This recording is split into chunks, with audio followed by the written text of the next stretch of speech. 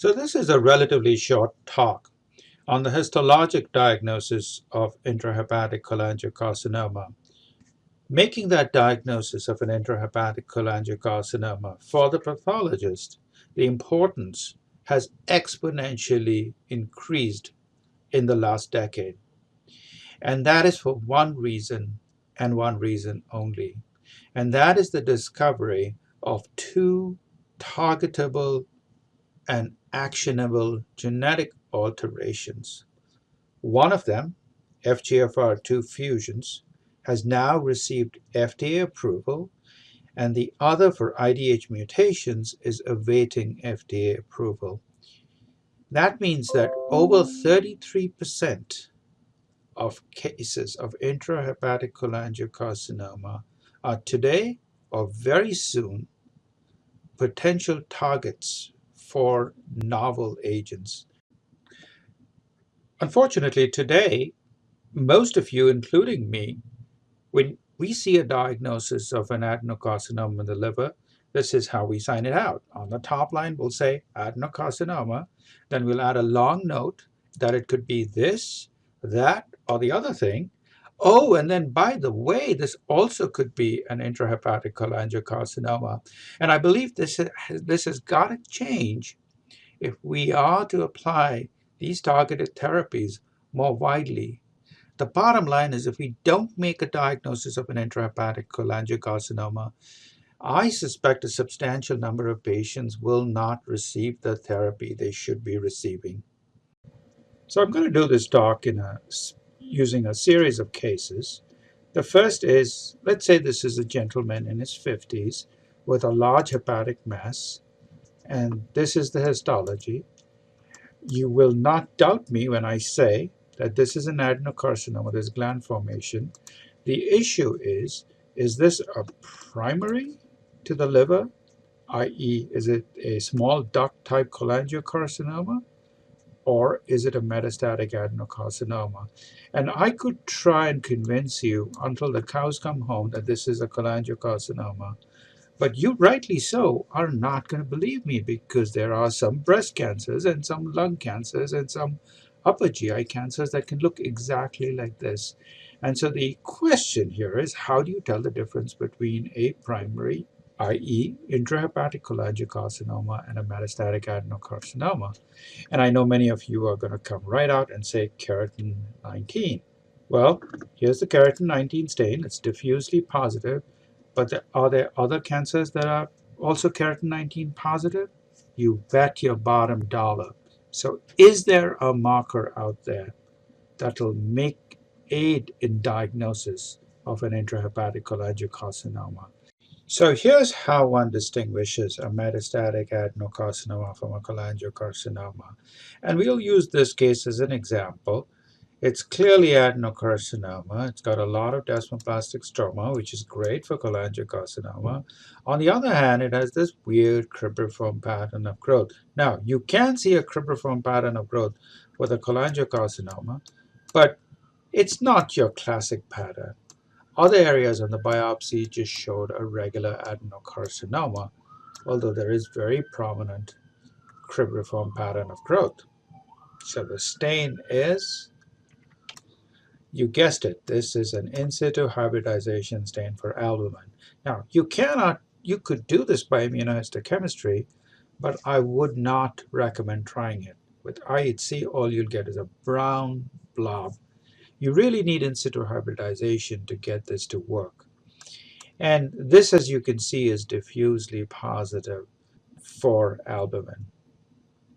Now, if you expect every tumor to be positive like this, that's setting expectations way too high. Some tumors are positive like this, and some tumors show only focal reactivity. This, of course, does not have any prognostic implications.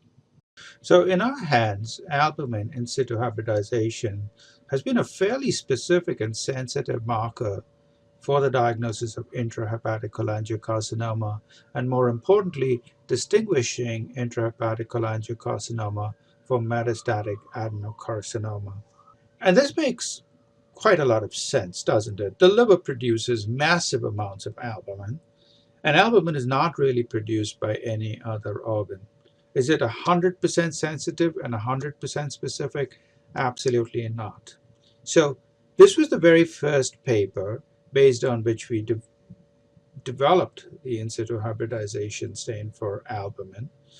And then, about 4 years later, after we implemented this assay in our clinical lab, we published our results of this more prospective cohort.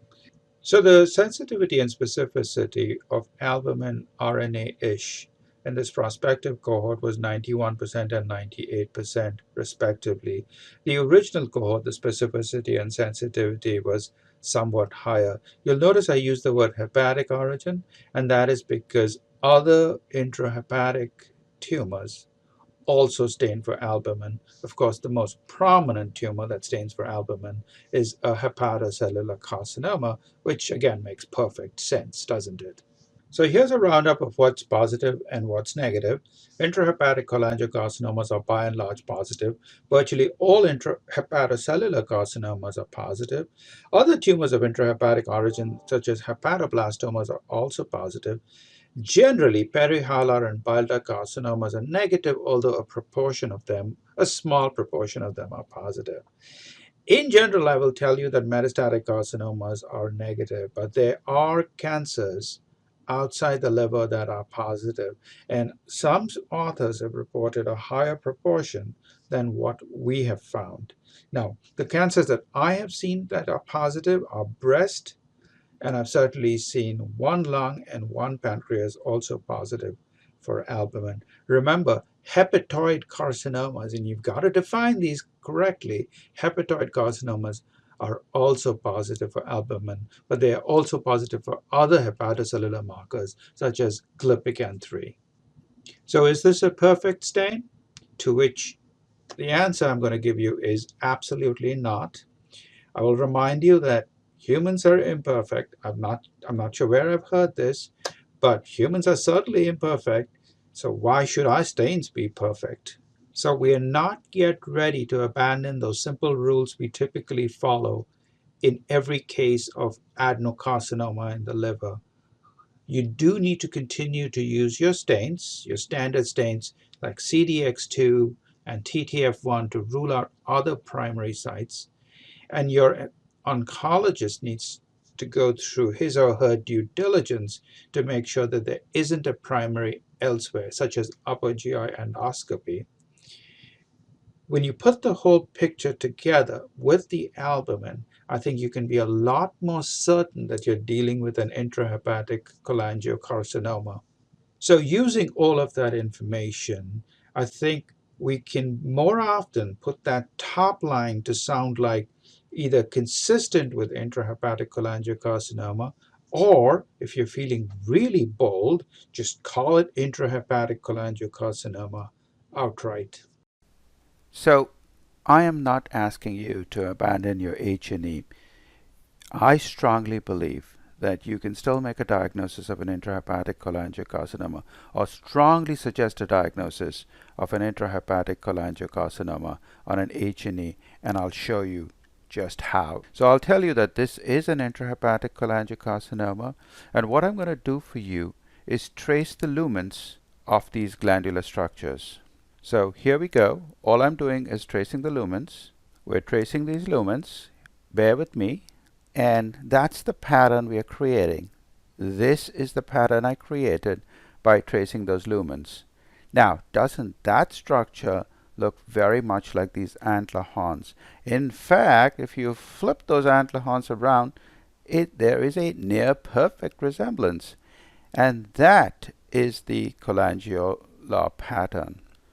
This is the cholangiolar pattern, that antler horn-like configuration, and that is highly suggestive of an intrahepatic cholangiocarcinoma. Here's an example of why you shouldn't be abandoning your H&E, right? So this is an elderly man.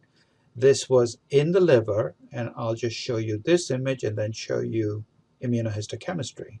So here's a very low power view of the keratin 19 stain. This is strongly positive for keratin 19. Now, if it was keratin 19 negative, I'd be very concerned that this is not a cholangiocarcinoma. That's great. It is positive, but it can be one of many other diseases or many other tumors. Keratin 19 is not specific for an intrahepatic cholangiocarcinoma. The tumor was also positive for keratin 7, negative for keratin 20, negative for CDX2, all consistent with a cholangiocarcinoma.